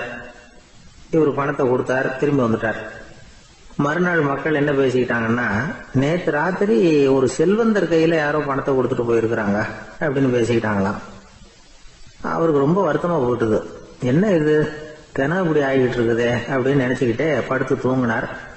அன்னைக்கு ராத்திரி ஒரு கனவு. அந்த கனவுல இறைவன் வந்து சொன்னாராம், இத பாருப்பா, நீ கொடுத்த தர்மம் வீணா போயிடல. உன்கிட்ட பணம் வாங்கின அந்த திருடன் திருந்திட்டான், அந்த பொண்ணும் திருந்திட்டா, அந்த செல்வந்தனும் கொடையாளி ஆயிட்டான், எல்லாருக்கும் உதவி பண்ண ஆரம்பிச்சுட்டான் அப்படின்னு சொன்னாராம். இந்த கதையை சொன்னவர் யாருன்னா நபிகள் நாயகம். இதுல உள்ள கருத்து என்னன்னா, நல்ல மனசோட தர்மம் பண்ணுனா அது வீணா போறதில்லை. இன்னொரு கருத்து, தர்மம் வந்து தன்னை மட்டுமல்ல அடுத்தவங்களையும் தீமையிலிருந்து காப்பாற்றும். இதுதான் நாம புரிஞ்சுக்க வேண்டியது. இந்த காலத்திலயும் இது மாதிரி சில சம்பவங்கள் நடக்கிறது உண்டு. ஒரு பெரியவர் இருட்டுல நடந்து வந்துகிட்டு இருந்தாரு. எதிரில் வந்த ஒருத்தன் வலுக்கட்டாயமா ஒரு கையை பிடிச்சி ஒரு பண முடிப்பை கொடுத்து வச்சுக்க சொல்லிவிட்டு விலகி போயிட்டான். பெரியவருக்கு ஆச்சரியம், இந்த காலத்திலயும் இப்படி வலது கை கொடுக்கறது இடது கைக்கு தெரியக்கூடாதுன்னு நினைக்கிற கொடையாளிகள் உண்டு போல இருக்கு அப்படின்னு யோசனை பண்ணிக்கிட்டே நடந்தார். கொஞ்ச தூரம் போயிருப்பாரு. அதுக்குள்ள அதே ஆள் திரும்பி வந்தான். கொடுத்த பண முடிப்பை திருப்பி கொடுங்க அப்படின்னு கேட்டு வாங்கிட்டான். இவருக்கு ஒன்றும் புரியல. ஏன் இப்படி பண்றேன்னார். அது ஒண்ணும் இல்லைங்க, கொஞ்ச நேரம் இதை உங்ககிட்ட கொடுத்து வச்சிருந்தேன் அவ்வளவுதான் அப்படின்னா. ஏன்னு கேட்டார். என்னை பின்னாடி போலீஸ் தேடிக்கிட்டு வந்துகிட்டு இருக்குது, அதுதான் அப்படி பண்ணேன், இப்ப போயிட்டு இனிமே ஒன்றும் பயம் இல்லை அப்படின்னு சொல்லிவிட்டு அவன் பாட்டுக்கு நடந்து போறான். ஒரு காலத்துல பிரஷ்யா அப்படின்னு ஒரு தேசம் இருந்தது. இப்ப ஜெர்மனி இருக்குல்ல, இதோட பெரும்பகுதி ஒரு காலத்துல பிரஷ்யாங்கிற பேர்ல இருந்தது. அப்ப அதுக்கு அரசரா இருந்தவர் மகா ஃப்ரெடரிக், அதாவது ஃப்ரெடரிக் தி கிரேட் அப்படின்னு சொல்லுவாங்க. அந்த ராஜாவுக்கு ஒரு சந்தேகம், நாம பல வகையான வரிகளை விதிச்சு வசூல் பண்றோம், அப்படி பண்ணி வருமானம் குறைஞ்சிக்கிட்டே போகுது, இதுக்கு என்ன காரணமா இருக்கும்? இதுதான் அவருக்கு ஏற்பட்ட சந்தேகம். ஒரு சமயம் அந்த அரசர் தம்முடைய அமைச்சர்களையும் பிரபுக்களையும் தளபதிகளையும் கூப்பிட்டு ஒரு விருந்து வச்சார். விருந்து முடிஞ்சதும் அவங்கள பார்த்து இந்த சந்தேகத்தை கேட்டார். வரிகள் அதிகமா விதிச்சு வருமானம் குறையறதுக்கு என்ன காரணம் அப்படின்னு கேட்டார். பல பேருக்கு இதுக்கு சரியா பதில் சொல்ல தெரியல. அனுபவசாலியான ஒரு தளபதி எழுந்திருச்சார். அரசே, அது எப்படிங்கிறத இப்போ உங்களுக்கு காட்டுறேன்னார். உடனே ஒரு பெரிய பனிக்கட்டி ஒண்ணு தன்னுடைய கையில் எடுத்தார். அதை அப்படியும் எப்படியும் திருப்பி பார்த்தார். அப்புறம் அடுத்தவர்கிட்ட கொடுத்தார். அவரும் அதை அப்படியும் அப்படியும் திருப்பி பார்த்துட்டு அடுத்தபடியா இருந்தவர்கிட்ட கொடுத்தார். இப்படியே இதை ஒவ்வொருத்தரா பார்த்துட்டு ஒவ்வொரு கையா மாறி கடைசியில மன்னர் கைக்கு போய் சேர்ந்தது. மன்னர் கைக்கு அந்த பனிக்கட்டி போய் சேர்ந்தப்போ அது கொஞ்சம் கொஞ்சமா உருகி ஒரு பட்டாணி கடலை சைஸுக்கு ஆயிட்டுது. மன்னர் யோசனை பண்ணார், வரி அதிகமா போட்டாலும் வந்து சேர்றது குறைவா இருக்கிறதுக்கு என்ன காரணம் அப்படிங்கிறது அவருக்கு புரிஞ்சு போச்சு. காலம்தான் மாறிட்டு இருக்கே தவிர இந்த கையூட்டு வாங்குற பழக்கம் மாறினதாக தெரியல. இன்னொரு ராஜா இருந்தார். அவர் தன்னுடைய ராஜாங்கத்துல லஞ்ச ஊழலே சுத்தமா இருக்கக்கூடாது அப்படின்னு நினைச்சார். அவர்கிட்ட பல்வேறு துறைகளுக்கும் பொறுப்பா இருந்த பல பேரும் ரொம்ப சுத்தமாகவும் நேர்மையாகவும் இருந்தாங்க. ஒரே ஒருத்தர் மட்டும் எல்லார்கிட்டையும் லஞ்சம் வாங்கிட்டே இருந்தார். அவரை வேற வேற துறைகளுக்கு மாத்தி பார்த்தாரு. அந்த ராஜா என்னென்னமோ பண்ணி பாக்குறாரு. எந்த வேலையை கொடுத்தாலும் அதுலயும் லஞ்சம் வாங்கறதுக்கு ஒரு வழியை உண்டு பண்ணிக்குவார் அந்த ஆள். ராஜாவுக்கு இது ஒரு பெரிய தலைவலியா போட்டுது. இவர் என்ன பண்றது, இவருக்கு என்ன வேலையை கொடுக்கறது, கொஞ்சம் கூட லஞ்சம் வாங்கறதுக்கு சான்ஸே இல்லாத ஒரு வேலையை கொடுக்கணும் அப்படின்னு திட்டம் போட்டார். ஒரு நாள் அவருக்கு அந்த உத்தரவும் போட்டுட்டார். அதாவது அவருக்கு என்ன வேலைன்னா, கடற்கரையில தான் அவருக்கு ஆபீஸ், அங்கேயே இருந்துக்க வேண்டியது. தினமும் எத்தனை கடல் அலை கரையில வந்து மோதுது அப்படிங்கறத கணக்கெடுத்து ராஜாவுக்கு தெரிவிக்க வேண்டியது. இதுதான் அவருக்கு வேலை. பேசாம அலைய எண்ணிட்டு உட்காந்துருக்கட்டும், அப்போவாவது அவர் லஞ்சம் வாங்குற சந்தர்ப்பம் இல்லாம போயிடும் அவருக்கு அப்படின்னு நினைச்சார் ராஜா. இந்த ஆளு கடற்கரைக்கு போய் டியூட்டில ஜாயின் பண்ணிட்டார். ஒரே மாசத்துல அங்க சொந்தமா ஒரு பிரம்மாண்டமான மாளிகை கட்டி விட்டாரு. ராஜாவுக்கு இது பெரிய ஆச்சரியமா போச்சு. அலைய என்ற வேலையில அந்த ஆள் எப்படி பணம் சம்பாதிச்சார் அப்படின்னு விசாரிச்சு பார்த்தார் அக்கம் பக்கத்துல.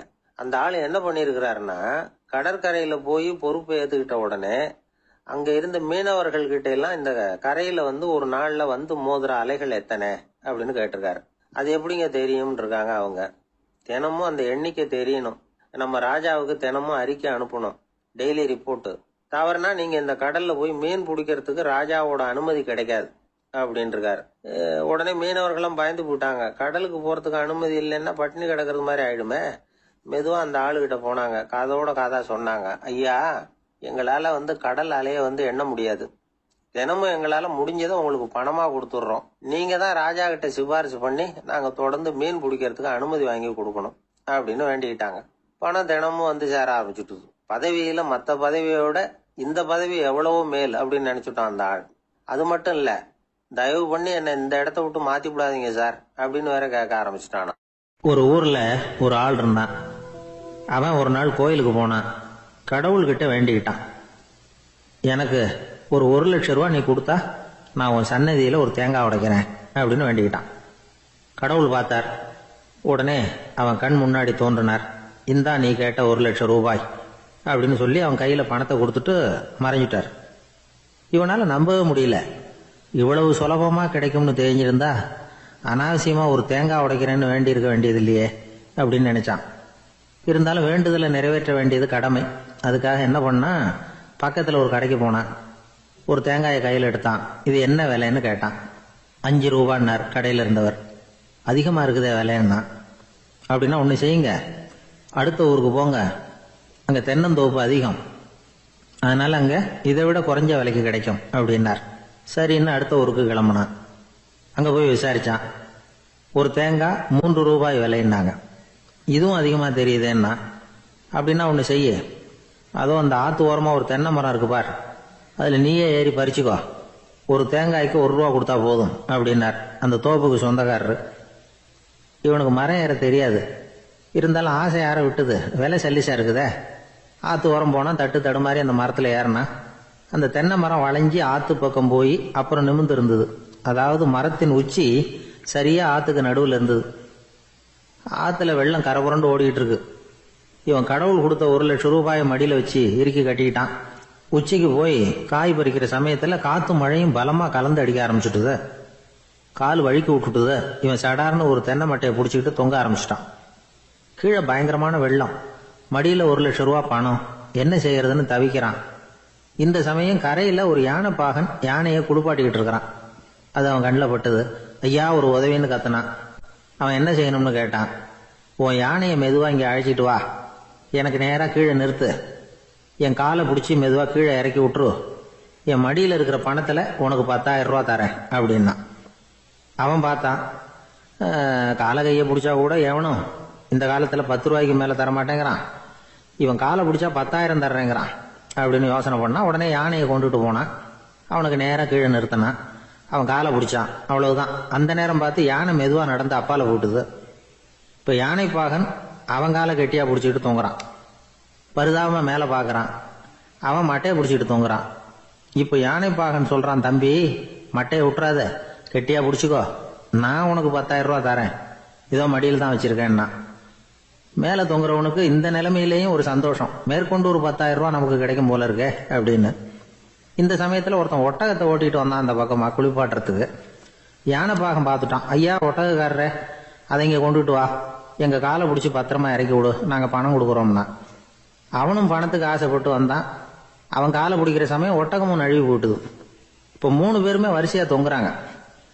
ஒட்டகக்காரன் கத்துறான், தம்பி மட்டையை விட்டுறாத, கெட்டியாக பிடிச்சிக்கோ, நான் என் மடியில் இருக்கிற 5,000 உனக்கு தந்துடுறேன்னா.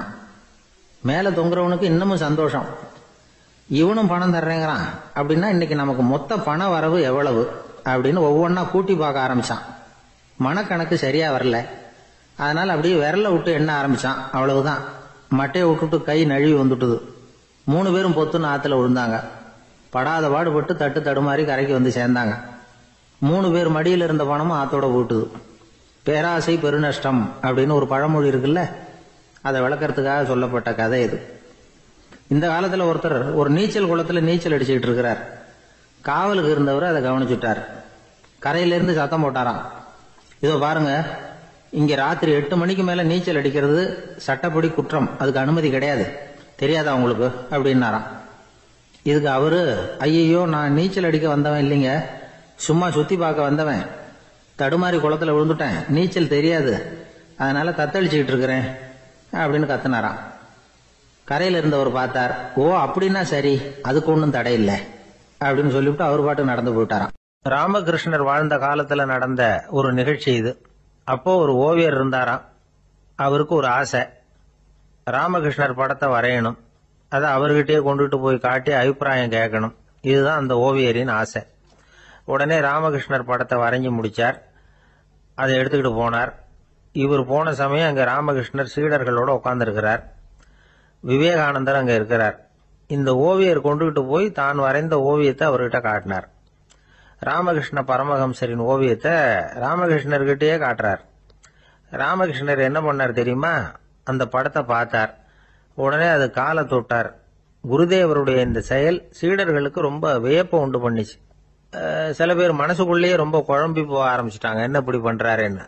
என்ன இது அவரோட படம், அவரே அவரோட படத்தின் காலை தொடுறார் அப்படின்னு யோசிச்சாங்க. சில பேர் ஒன்றும் புரியாம ஒருத்தர் பார்த்து சிரிச்சுக்கிட்டாங்க. அந்த இடத்துல சீடர்கள் மட்டும் இல்ல, சீடர் அல்லாத பல பேர் இருந்தாங்க. தன்னுடைய காலை தானே தொடர இவருடைய செயல் பற்றி என்ன நினைக்கிறது அப்படின்னு அவங்களும் குழம்பி போய் நிக்கிறாங்க. அந்த படத்தை வரைஞ்சி அவர்கிட்ட காட்டின அந்த ஓவியருக்கும் அதிர்ச்சி. இருந்தாலும் அவர் சீடர் கிடையாது, அதனால கொஞ்சம் துணிச்சலை வர வச்சுக்கிட்டு கேட்டார், என்னங்க இது, என்னால என்னுடைய கண்களையே நம்ப முடியல, இது உங்க சொந்த உருவப்படம், நீங்க உங்க சொந்த கால்களையே தொடுறீங்க, இது எங்களுக்கு கொஞ்சம் சங்கடமா இருக்குதே அப்படின்னார். ராமகிருஷ்ணரின் கண்கள்ல ஆனந்த கண்ணீர் வழிஞ்சுதான். அவர் சொன்னாராம், இது என்னோட படம்ங்கிறது எனக்கு தெரியும், ஆனா இது என்னோட படம்ங்கிறதுனால நான் இதோட காலை தொடல. நீ என்னுடைய சமாதி நிலைய இந்த படத்துல படம் பிடிச்சி காட்டியிருக்கிற, அதனால அதோட காலை தொடறேன். சமாதி நிலையில யார் இருந்தாலும், அது என்னுடைய படமா இருந்தாலும் சரி அல்லது வேற யாருடைய படமா இருந்தாலும் சரி, படம் யாருதுங்கிறது முக்கியம் இல்லை. இதுல எது முக்கியம்னா அது தன்னை உணர்ந்த ஒரு உணர்நிலையின் படம். அப்படி இருக்கிறப்போ அதோட காலை நான் தொடணும். அதுக்கு நீங்க எல்லாரும் ஏன் சங்கடப்படுறீங்கன்னு எனக்கு தெரியல அப்படின்னாராம். இப்பதான் அங்க இருந்த சீடர்களுக்கும் மற்றவங்களுக்கும் விவரம் புரிஞ்சுதான். இதுக்கு முன்னாடி யாரும் செய்யாததை இவர் செஞ்சிருக்கிறார், ஆனா அவருடைய காரணம் ரொம்ப நியாயமானது அப்படிங்கறத உணர்ந்தாங்களாம். இதுவரைக்கும் ஆன்மீகத்துல சமாதி நிலை, அதாவது தன்னை உணர்ந்த நிலை பற்றி புரிஞ்சுக்கிட்டோம். இல்லறத்துல ஏற்படக்கூடிய சமாதி நிலை பற்றி உங்களுக்கு தெரியுமா? ஒரு அம்மா டாக்டர் கிட்ட வந்து சொன்னாங்களாம், டாக்டர், என் வீட்டுக்காரருக்கு உடம்புல ஏதோ கோளாறுன்னு நினைக்கிறேன். நான் எவ்வளவு நேரம் பேசினாலும் காதுல விழாத மாதிரி உட்கார்ந்துருக்கிறார் அப்படின்னு ஆகலாம். அதுக்கு அந்த டாக்டர் சொன்னாராம், அம்மா, அது உடம்பு கோளாறு இல்ல, அது ஒரு பெரிய திறமை. ஒரு ஊர்ல ஒரு ஆள் இருந்தான், தையல் கடை வச்சிருந்தான். அவங்கிட்ட ஒருத்தன் ஒரு சட்டை துணி எடுத்து கொடுத்து தைக்க சொல்லியிருந்தான். வர்ற சனிக்கிழமை வா, வந்து வாங்கிட்டு போ அப்படின்னு அவன் சொல்லியிருந்தான். அதே மாதிரி இவன் வந்தான். அவன் தச்சு வச்சிருந்த சட்டையை கொடுத்தான். இவன் வாங்கி அங்கேயே போட்டு பார்த்தான். கை நீளம் ஒண்ணுக்கு ஒண்ணு வித்தியாசமா இருந்தது. வலது கை இடது பக்கத்தை விட நீளம் குறைச்சலா இருந்தது. அவன் முணுமுணுக்க ஆரம்பிச்சுட்டான், என்ன இது இப்படி தைச்சுட்டியேன்னு. இதுக்கு அவன் சொன்னான், ஐயோ, இதுக்காகவா சங்கடப்படுறீங்க? வலது கையை மட்டும் கொஞ்சம் உள்ள இழுத்தாப்புல வச்சுக்கிட்டீங்கன்னா சரியா போகுது. மற்றபடி அந்த சட்டையில உள்ள கலை அம்சத்தை கவனிங்க, எவ்வளவு அற்புதமா தச்சிருக்கேன் பாருங்க. ஒரு சின்ன குறைய இப்படி எல்லாம் பொருட்படுத்த வேண்டியதில்லை. நான் சொன்னது மாதிரி கையை கொஞ்சம் உள்ள இழுத்தது மாதிரி வச்சுக்கிட்டு நடந்து போங்க, ஜோரா இருக்கும் அப்படின்னா. அவனும் யோசிச்சு பார்த்தான். சரியான யோசனையா தான் தோணுச்சு. கொஞ்சம் முயற்சி பண்ணி வலது கையை கொஞ்சம் உள்ள இழுத்து சட்டை சரியா இருக்கிறது மாதிரி பண்ணிட்டான். இப்ப மறுபடியும் ஒரு பிரச்சனை. வலது கையை உள்ள இழுத்த மாதிரி அப்படியே வச்சுக்கிட்டதும் முதுகு பக்கம் கொஞ்சம் துணி தளர்த்தியா தொங்குறது மாதிரி தெரிஞ்சது. என்ன இது, முதுகு பக்கம் துணி குவிஞ்சுட்டுதே, தொங்குதே அப்படின்னா மறுபடியும், அடடா, இதுக்காகவா கவலைப்படுறீங்க? உடம்ப அதுக்கு தகுந்த மாதிரி கொஞ்சம் வளைச்சிக்கிட்டா சரியா போடுது.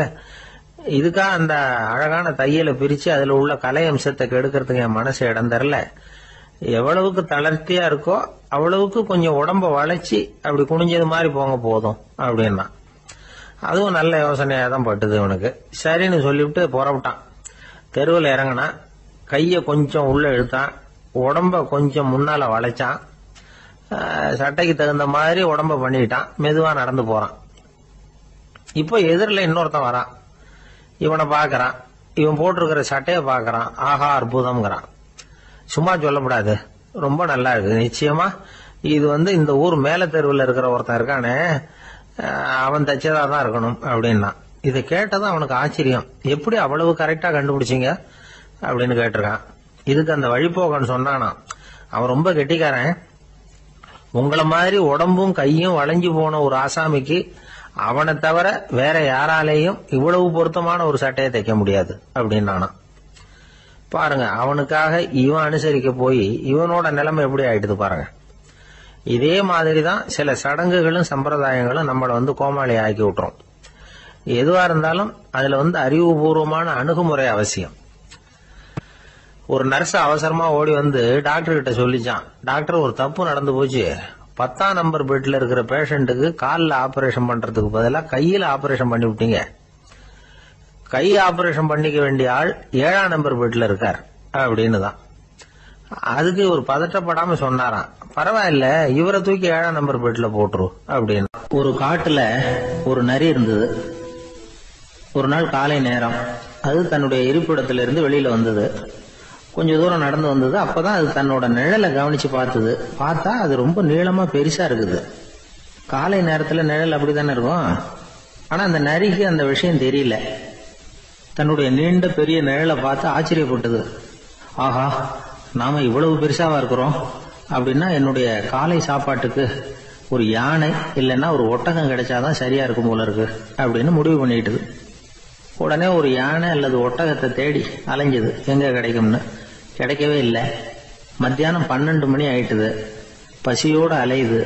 இப்ப தன்னோட நிழலை பார்த்தது. அது மத்தியான நிழல் எப்படி இருக்கும், அது ரொம்பவும் குறுகி போய் தெரிஞ்சது. உடனே அந்த நரி என்ன நினைச்சுக்கிட்டு தான் தெரியுமா, காலை ஆகாரம் சாப்பிடாததுனால நம்ம உடம்பு இப்படி அழிச்சு போட்டுதே அப்படின்னு நினைச்சுக்கிட்டு தான். கொஞ்ச நேரம் கழிச்சு மறுபடியும் தன்னுடைய நிழலை பார்க்குது. அது இன்னமும் குறுகி போய் காலடியிலேயே வந்துட்டுது. அதுக்கு பயமா போயிடுது. ஐயோ, இன்னும் கொஞ்ச நேரத்துல நாம இறந்துருவோம் போல இருக்க, இப்ப என்ன செய்யறது? இந்த சமயத்துல ஒரு எறும்பு கிடைச்சா கூட போதும், அதை நம்ம காலை ஆகாரமா நினைச்சு சாப்பிட்டுள்ளாமே அப்படின்னு நினைச்சுதான். நம்முடைய நிழல் கூட நம்மள மாதிரியே தான் அடிக்கடி மாறிக்கிட்டே தான் இருக்குது. அது எப்பவும் ஒரே மாதிரி இருக்கிறது இல்ல.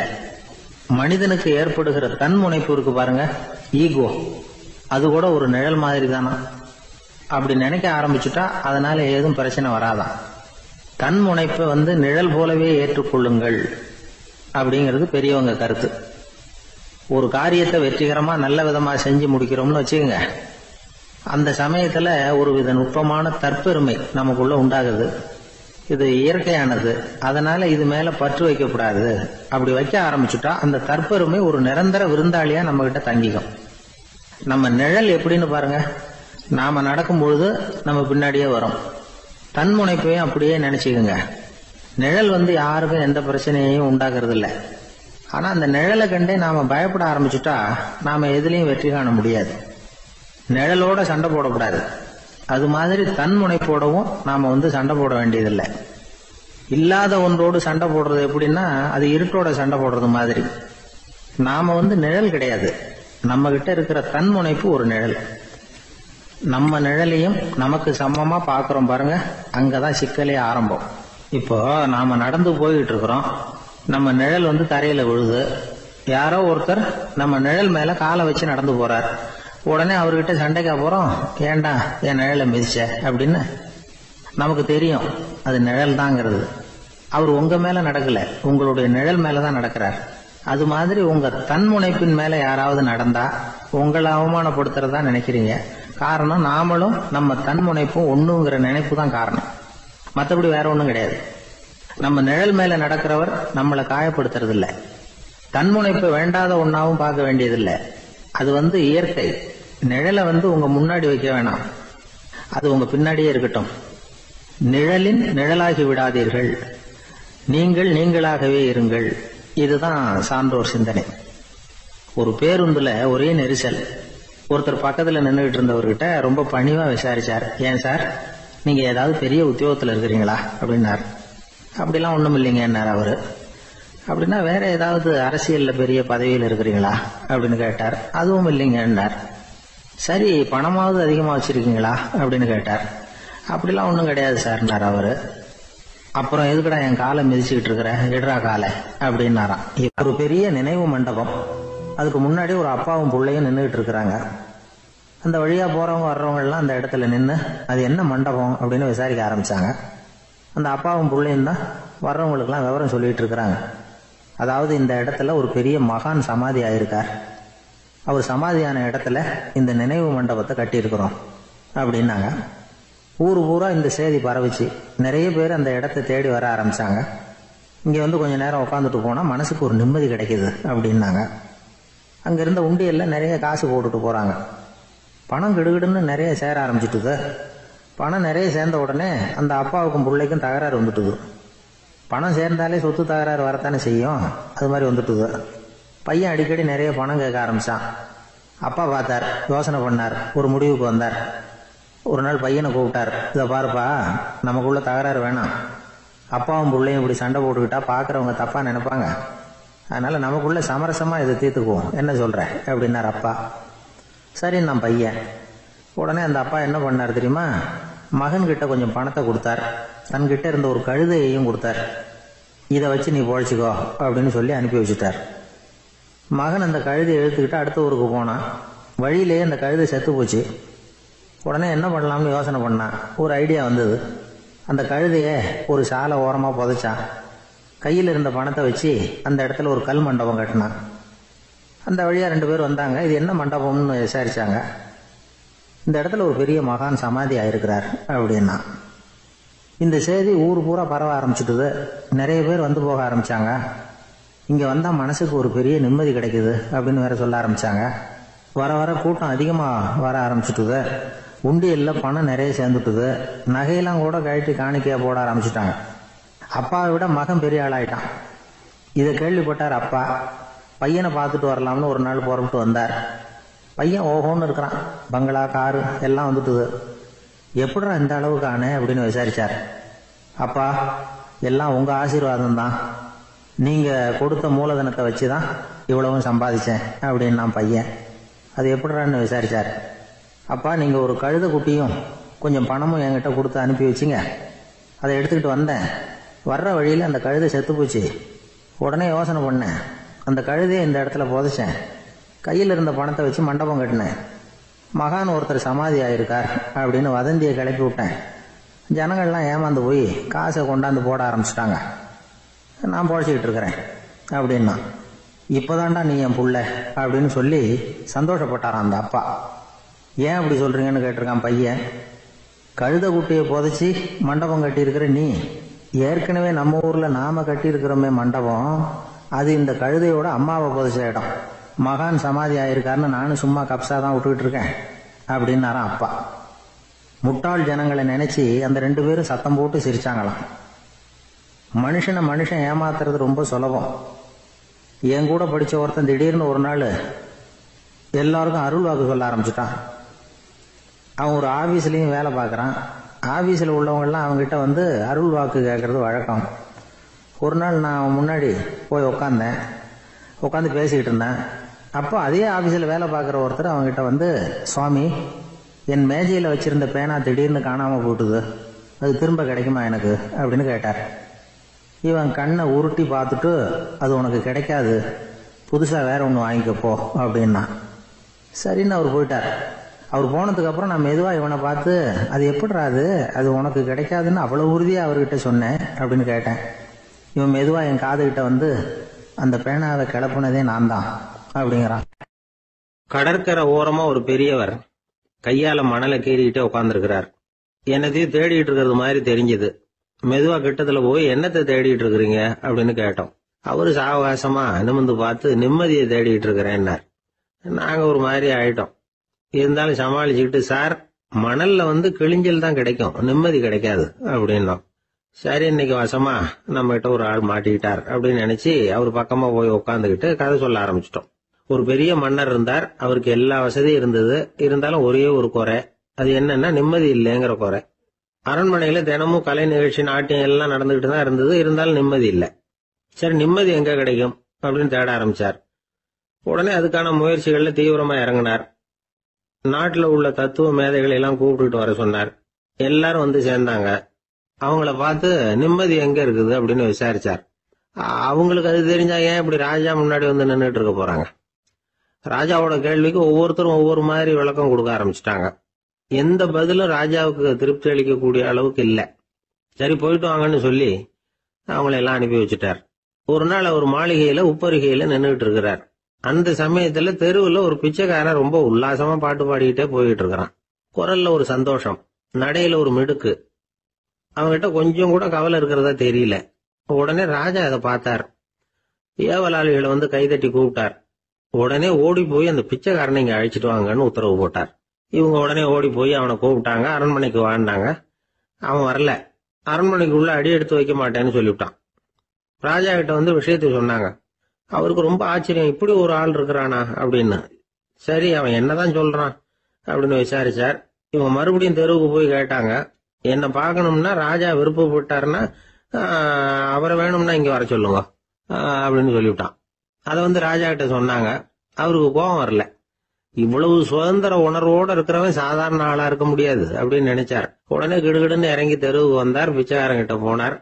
நீ கவலைப்படாம சந்தோஷமா பாடிட்டு போறியே, அது எப்படி முடியுது உன்னால அப்படின்னு கேட்டார். ஏன் அப்படி கேக்குறீங்கன்னு அவன், அதுக்கு இல்ல, எனக்கு அரண்மனையில எவ்வளவோ சுகபோகங்கள்லாம் இருக்கு, இருந்தாலும் நிம்மதி இல்ல. இது ஏன்னு எனக்கு தெரியல. இந்த தேசத்துல உள்ள அறிஞர்களை எல்லாம் கூப்பிட்டு கேட்டு பார்த்துட்டேன், அவங்களுக்கும் தெரியல. உன்னை கேட்டா தெரியும்னு நினைச்சேன். அதனாலதான் சந்திக்கிறதுக்கு ஆசைப்பட்டேன். ஆனா நீ வரமாட்டேன்னுட்டியே அப்படின்னார். பிச்சைக்காரன் கடகடன்னு சிரிக்க ஆரம்பிச்சுட்டான். மகிழ்ச்சிக்கும் உங்களுக்கும் தடையா இருக்கிறது இந்த மாளிகை தான்.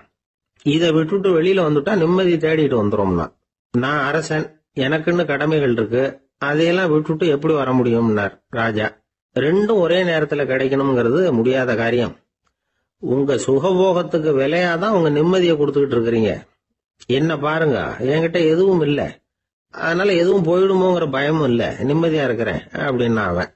ராஜா உடனே சந்தோஷப்பட்டு தன்னுடைய மேலங்கியை எடுத்து அவனுக்கு பரிசா கொடுத்தாரான். அவன் சிரிச்சுக்கிட்டே அதை வாங்க மாட்டேன்னு விட்டானான்.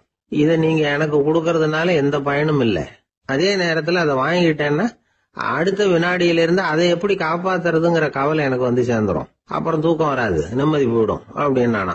சொல்லிவிட்டு அவன் பாட்டுக்கு சந்தோஷமா பாடிட்டே போயிட்டான். நிம்மதி எங்க இருக்குங்கிறதையும் ராஜா தெரிஞ்சுக்கிட்டார். அந்த இடத்துக்கு தன்னால போக முடியாதுங்கிறதையும் அவர் புரிஞ்சுக்கிட்டார். இப்படி இந்த கதைய அந்த கடற்கரையில மணலை கீறிக்கிட்டே உட்கார்ந்துருந்தார அந்த பெரியவர்கிட்ட சொல்லி முடிச்சோம். அவர் முகத்துல ஒரு தெளிவு தெரிஞ்சது. எங்களை நிமிர்ந்து பார்த்தார். ரொம்ப நன்றிங்க, இப்ப எனக்கு தெரிஞ்சு போச்சு, நிம்மதி வேணும்னா அதுக்கு என்ன பண்ணணும்னு இப்ப நல்லா புரிஞ்சுக்கிட்டேன் அப்படின்னார். என்ன புரிஞ்சுக்கிட்டீங்கன்னு கேட்டோம். இனிமே இந்த பக்கம் வந்தா உங்க கண்ணுல படாத இடமா பார்த்து உட்காரணும்னு புரிஞ்சுக்கிட்டேன் அப்படின்னார். நம்மள மாதிரி ஒரு ஆசாமி அவன் நம்மள மாதிரியே கற்பனை பண்ணான். அதாவது நாம தான் இந்த உலகத்துல ரொம்பவும் கஷ்டப்படுறோம், மத்தவங்க எல்லாம் சந்தோஷமா இருக்கிறாங்க அப்படின்னு அவன் நினைச்சுக்கிட்டான். அவன் ஒரு நாள் கடவுளை வேண்டிக்கிட்டானா, சுவாமி, இந்த உலகத்துல எவ்வளவோ பேர் இருக்கிறாங்க, ஒவ்வொருத்தருக்கும் ஒவ்வொரு விதமான கஷ்டம் இருக்கலாம், ஒத்துக்கிறேன், இருந்தாலும் எனக்கு அது கொஞ்சம் அதிகமா இருக்கிறது மாதிரி தெரியுது, அதனால நீங்க எனக்காக ஒரு சின்ன உதவி செஞ்சா போதும். அது வேற ஒண்ணும் இல்ல, என்கிட்ட இருக்கிற துயரங்களை இன்னொருத்தர் யாருகிட்டயாவது கொடுத்துருங்க, அவர்கிட்ட இருக்கிற துயரங்களை என்கிட்ட மாத்தி கொடுத்துருங்க, ஒரு மியூச்சுவல் டிரான்ஸ்பர், அவ்வளவுதான், அப்படி பண்ணிவிட்டா போதும் அப்படின்னு வேண்டிக்கிட்டானா. அன்னைக்கு ராத்திரியே அவன் ஒரு கனவு கண்டிருக்கான். வானத்திலிருந்து ஒரு குரல் கேட்டிருக்கு. அது என்ன சொல்லிச்சு தெரியுமா? ஏ ஜனங்களே, எல்லாரும் அவங்க கஷ்டங்களை ஒரு பையில போட்டு எடுத்துக்குங்க, அப்படி எடுத்துக்கிட்டு நேரா இந்த ஊர் எல்லையில இருக்கிற கோயிலுக்கு வந்து சேருங்க அப்படின்னு அந்த குரல். ஆஹா, கடவுள் நம்ம பிரார்த்தனைக்கு செவி சாய்ச்சுட்டார் அப்படின்னு சந்தோஷப்பட்டான் இவன். உடனே என்ன பண்ணா, தன்கிட்ட இருந்த கஷ்டத்தையெல்லாம் ஒரு சாக்கு பையில போட்டு எடுத்துக்கிட்டான். வீட்டை விட்டு வெளியில வந்தான். தெருவுல இறங்கி நடக்கிறான். அங்க பார்த்தா ஏகப்பட்ட பேர் ஆளுக்கு ஒரு பைய தூக்கிக்கிட்டு கோயிலுக்கு போயிட்டு இருக்கிறாங்க. சில பேர் மூட்டையா கட்டி தலையில சுமந்துக்கிட்டு போயிட்டு இருக்கிறாங்க. இவன் பார்த்தான். இவனுக்கு ரொம்ப ஆச்சரியமா இருந்தது. ஏன்னா எல்லாரும் வச்சிருக்கிற பைய இவன் பைய விட பெருசா இருந்தது. இவன் பை தான் இருக்கிறதுலயே கொஞ்சம் சின்னதா தெரிஞ்சது. இப்ப அவன் மறுபடியும் சாமியை வேண்டிக்கிட்டான். கடவுளே, இப்ப உள்ள சூழ்நிலையை கவனிச்சா என்கிட்ட இருக்கிற பைய பரவாயில்லன்னு தோணுது, அதனால வேற பை எதையும் மாத்த வேணாம், இதுவே பரவாயில்ல, இந்த பையோட திரும்பி வீட்டுக்கு போனா போதும்னு நினைக்கிறேன் அப்படின்னு ஏதோ நினைக்க ஆரம்பிச்சுட்டான். எல்லாரும் கோயிலுக்கு போய் சேர்ந்தாங்க. கோயில்ல அந்த குரல் மறுபடியும் கேட்டுது. எல்லாரும் அவங்கவுங்க பைகளை சோகத்துல தொங்க விடுங்க, திடீர்னு விளக்குகள் அணையும், மணி அடிக்கப்படும், அதுதான் அடையாளம். அந்த சமயத்துல இருட்டுல உங்களுக்கு வேண்டிய பைய நீங்க மாத்தி எடுத்துக்கலாம், தேர்ந்தெடுத்துக்கலாம். வெளிச்சம் இருக்கிறப்பவே உங்களுக்கு பிடிச்ச பைக்கு பக்கமா பார்த்து நீங்க நின்னுக்கலாம் அப்படின்னு சொல்லி விவரம் சொல்லிச்சான் அந்த குரல். அப்படி சொன்னதுக்கு அப்புறம் திடீர்னு விளக்கு அணைஞ்சுது, மணி அடிச்சுது. கொஞ்ச நேரம் கழிச்சு மறுபடியும் விளக்குகள்லாம் எரிஞ்சுது. இப்போ பார்த்தா எல்லாரும் அவங்கவுங்க பையையே கெட்டியா பிடிச்சிட்டு நிக்கிறாங்க. இவனும் அப்படியே நிக்கிறான். இவன் மெதுவா பக்கத்துல நிக்கிறவங்க கிட்ட கேட்டானா, ஏன் நீங்க பைய கையிலேயே வச்சிருக்கிறீங்க, செவுத்துல மாட்டலையா அப்படின்னு கேட்டிருக்கான். இல்லப்பா, நீ ஏன் கையிலேயே வச்சிருக்கிறியோ அதே காரணத்துக்காக தான் நாங்களும் வச்சிருக்கிறோம். நம்ம கவலைகளை பத்தி நமக்கு ஓரளவுக்காவது தெரியும், ஆனா மத்தவங்க கவலைகள் நமக்கு பரிச்சயம் இல்லாதவை, பழக்கம் இல்லாதது. அதனால நமக்கு தெரிஞ்ச கவலைகளை சமாளிக்கிறது சுலபம். தெரியாததை சமாளிக்கணும்னா மறுபடியும் ஆரம்பத்தில இருந்து ஆரம்பிக்கணும். அதனால பழைய நண்பர்களோட வாழறது தான் மேல் அப்படின்னு ஆனான். அதுக்கப்புறம் அவன் தன்னோட பைய போதும்னு வீட்டுக்கு திரும்பி வந்துட்டானான். இது ஒரு பெரியவர் சொல்லி இருக்கிற கதை. அதனால நம்ம கிட்ட இருக்கிற கஷ்டங்கள் தான் பெருசு, அதை இன்னொருத்தங்கிட்ட கொடுத்துட்டு மாத்திக்கலாம் அப்படின்னு நினைக்கிறது தப்பு. இதே மாதிரி இன்னொரு சம்பவம். ஒரு ஊர்ல ஒரு நாள் ராத்திரி ஆகாயத்தில இருந்து கடவுள் குரல் கேக்குது. இந்த ஊர்ல இருக்கிற ஜனங்கள்லாம் கொஞ்சம் கவனிங்க, உங்களுக்கு ஒரு செய்தி. அதாவது இங்க இருக்கிற ஜனங்கள்லயே கொஞ்சம் கூட கவலையே இல்லாத ஆள் யாருன்னு எனக்கு தெரியணும். அதனால எல்லாரும் அவங்க கவலைகளை ஒரு பையில போட்டு எடுத்துக்கிட்டு கோயிலுக்கு வாங்க அப்படின்னாரு கடவுள். உடனே வரிசையா எல்லாரும் வர ஆரம்பிச்சாங்க. எல்லார் கையிலயும் பை இருந்தது, சின்னதும் பெருசுமா. கவலையே இல்லாத ஆள் யாருன்னு தேடினார் கடவுள். ஒரே ஒரு ஆள் மட்டும் கையில எதுவும் இல்லாம வெறும் கையை வீசிக்கிட்டு ரொம்ப ஜாலியா நடந்து வந்துகிட்டு இருந்தான். கடவுள் அவங்ககிட்ட போனார். ஏன்பா உனக்கு கவலையே இல்லையா அப்படின்னு கேட்டார். எனக்கும் சில கவலை